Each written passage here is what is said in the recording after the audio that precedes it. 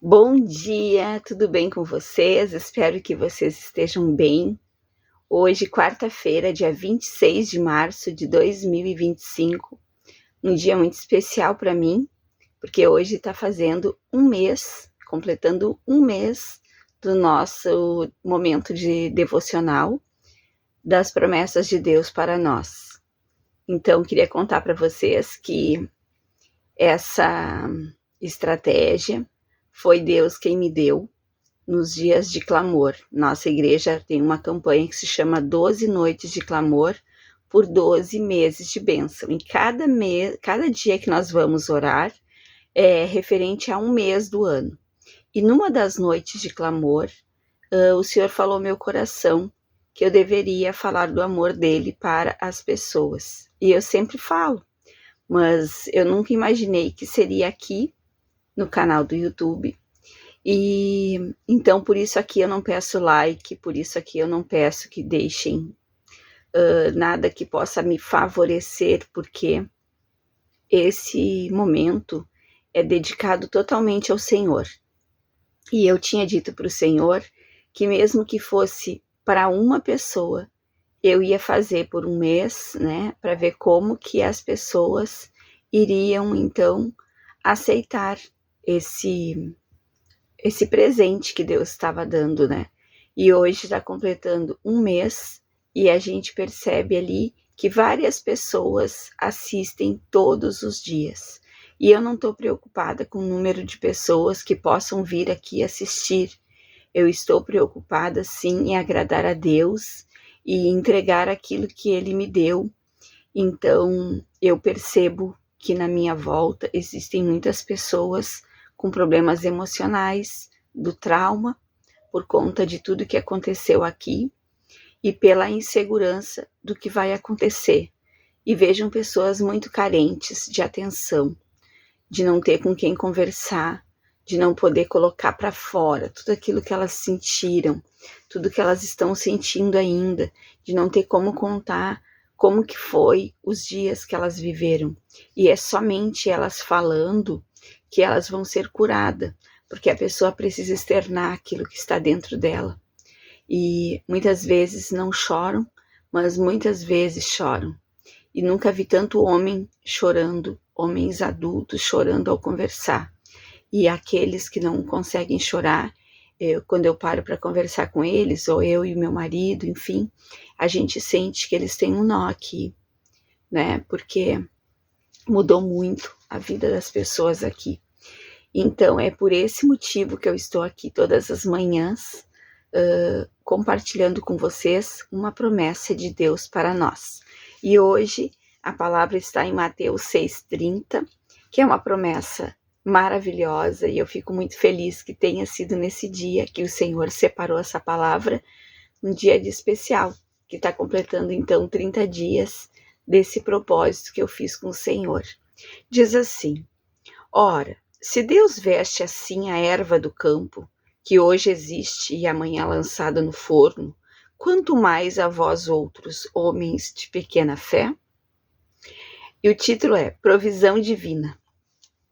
O texto diz assim: as roupas são caras e os crentes pobres podem ficar ansiosos sobre de onde virá o seu próximo terno.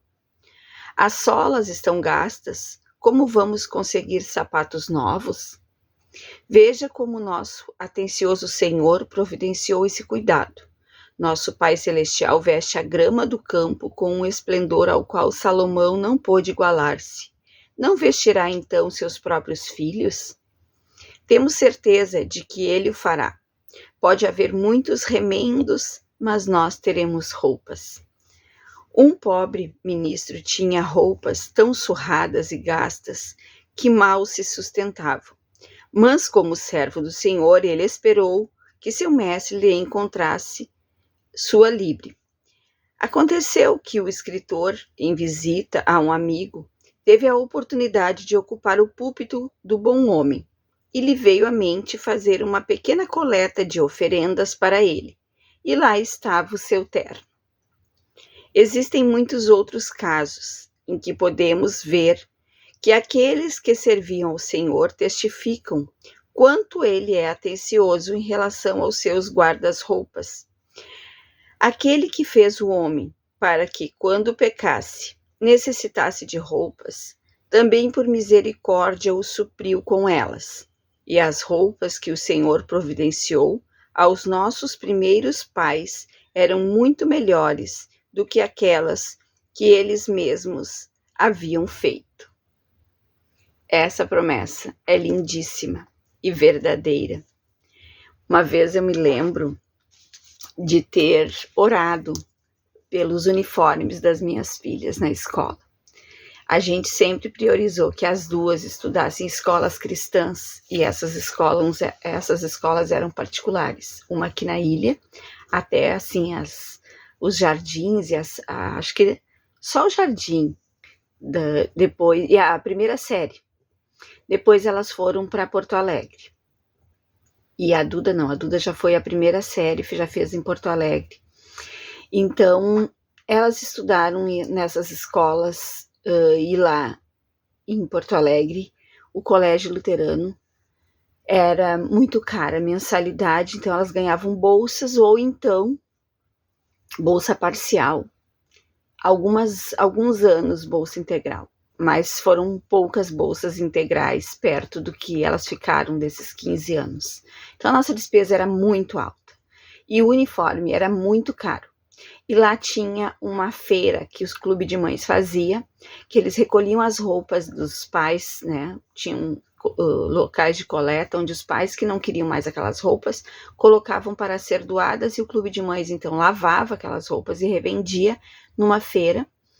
E mesmo sendo revendidos, era caro para mim, porque precisava de todo início de ano de roupa para o início do verão ali, né? Ainda uma parte do verão e depois todo o inverno.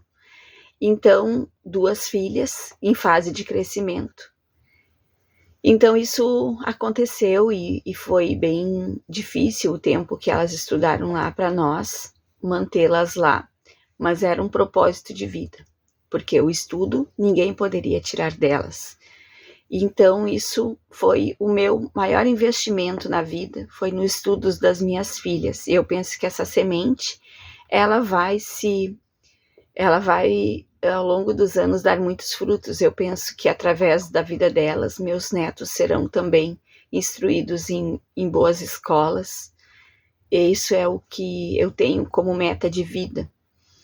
E um dia eu estava orando, eu morava ainda na casa aqui do lado, e eu estava orando porque eu não tinha dinheiro para comprar uniforme.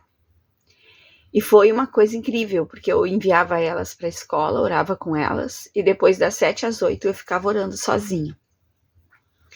E naquele meu momento de oração eu orei, pedindo roupas para Deus. E quando eram umas 11 horas, eu recebi uma ligação.